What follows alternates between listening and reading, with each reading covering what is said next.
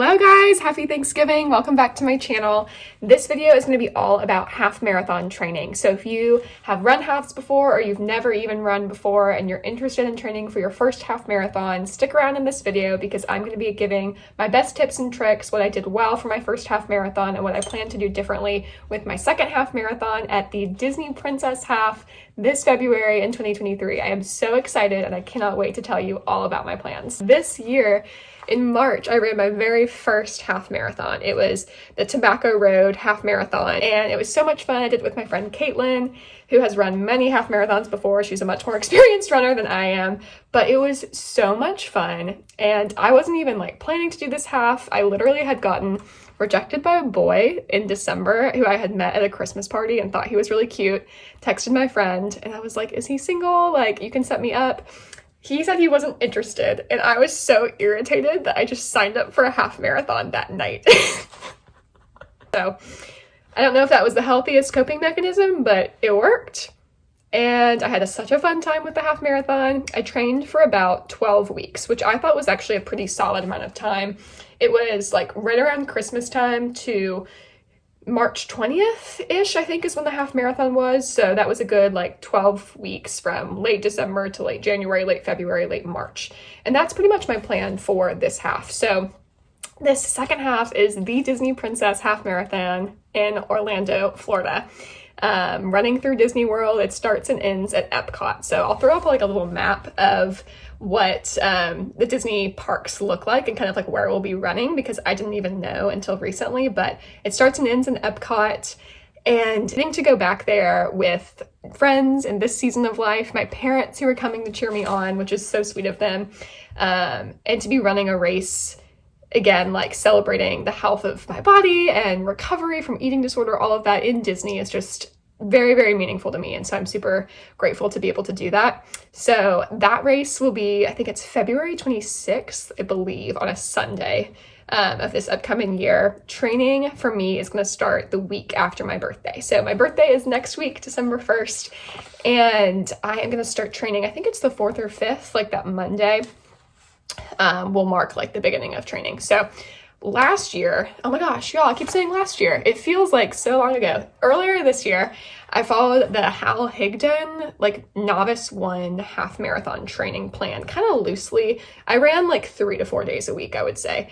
I have a hard time planning around my work schedule. So at the time and currently I work 3 days a week in the hospital, 12-hour shifts, and trying to work out on days I go to work, whether it's before work or after work, is just so hard in my opinion.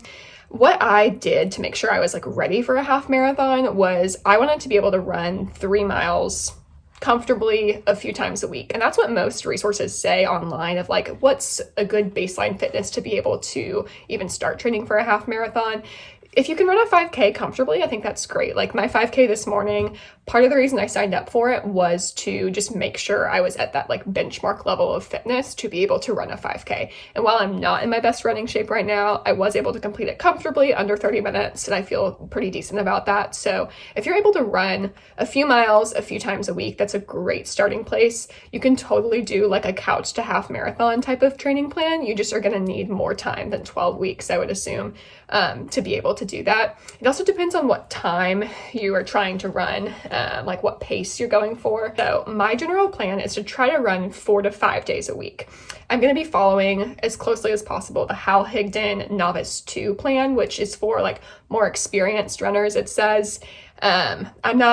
I wouldn't consider myself very experienced. I've been running consistently for about a year at this point, a little over a year, but it's for people who have done a half marathon before. So it incorporates an extra day of running, more cross training, some more speed workouts and stuff. So we'll be doing that. I can throw that up here as well. I believe it starts with 4 miles as your long run on Sundays and builds up to 12 miles and then incorporates a 5K and a 10K in the middle of the training. So this past marathon, half marathon, whatever, I did runs built up to 10 miles. That was my longest run, and I tapered after that. This time it builds to 12 miles, with the last week being a taper, which I think will be really good just to get my body back up to speed to running almost the length of a half marathon. And then doing some more strength training and an extra day of running, I think will really be helpful. So look like a long run on the weekends, if possible, depending on like my work and school schedule, which will build from like 4 miles up to 12 miles. And then the other runs are going to be anywhere from like 3 to 5 miles ish, maybe a little bit longer than that as the training plan progresses. But usually you want to have like shorter, faster runs during the week and then like a long, slow run. And I'm going to really try the 80-20 rule of running. So that's something I've seen on like Instagram runner coach people that I've been following lately. And that one of my like very serious runner friends told me about, to really focus on making 80% of your runs slow, like a good minute to 2 minutes per mile slower than your race pace. So if my race pace goal is a 9-minute mile, I would run most of my runs at like an 11-minute mile pace, like 10 to 11-minute mile, which feels really slow. It's a comfortable pace for me. That's my like conversational jog pace, but it feels like a blow to my pride to like run 80% of my runs at that pace. But it's so good. Like that is what trains your body to build endurance and to be able to sustain these really long distances. And then surprisingly, you'll be able to run a lot faster on race day. That's about as specific as I know right now. My other goal is actually going to be to do almost all of my runs outside. I was telling my mom in the car this morning on the way to the turkey trot that I use the treadmill as my like emotional support water bottle. It is so comfortable to me. This is not my water bottle, but like we all have an emotional support water bottle. I have one, you have one, let's just admit it. And that's the treadmill to me. Like it is so comfortable to get on the treadmill, click my, 6 miles per hour or 5.5 or 6.5 or whatever I'm doing that day, and just go and not have to actually actively pace myself, because it's harder to pace yourself when you're out in the elements and you're dodging traffic or other people and feeling self-conscious about what you're wearing or how your running form looks, or you're feeling out of breath and it's hot or it's cold or whatever. But that's the stuff. Like that's what makes you a better runner. That's what helps all of those like smaller muscles in your legs adapt to different running conditions. And so I want to challenge myself, unless it's genuinely like pouring rain or snowing, to get outside for all of my runs, and then of course come back inside for strength training. So those are kind of my training goals. I am super excited. I'm nervous, but feel empowered, especially knowing that I have done a half marathon before. I kind of know what I'm getting into, and it's going to be like the best location to run a half marathon ever.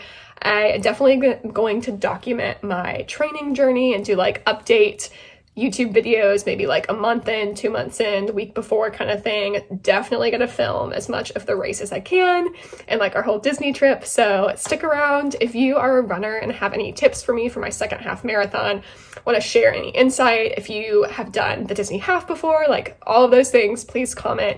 If you're running the Disney half, please tell me, and maybe I'll see you there and we can say hi. Or if you're just like into running, say hi, give me tips. Ask me tips. I don't have a lot to share because I'm so new, but I'm happy to encourage you and support you, because doing any sort of run or any sort of race is such a huge accomplishment, and I'm so proud of you if you are also getting ready to train for something. So that is it.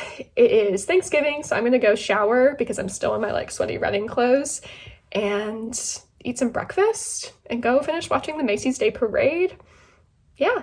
That's about it. I hope you have a lovely Thanksgiving. You'll be watching this after Thanksgiving, so I hope you had a lovely Thanksgiving and a great holiday season. I'm so excited to tell you more about this training plan as we get into it.